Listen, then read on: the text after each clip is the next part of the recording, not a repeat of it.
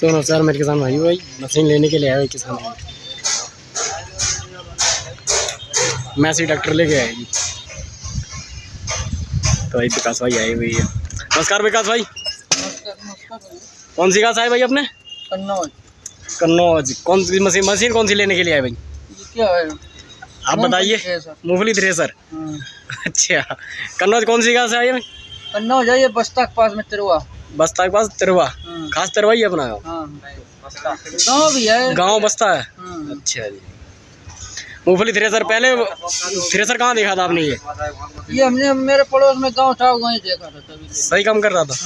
उसके बाद आपने फिर लेने का डिसीजन लिया। अच्छा, तो अभी क्लियर है फाइनल? चला के देख लिया? देख लिया। सही चल रहा था तो ठीक है। फाइनली भाई लेके जा रहे हैं।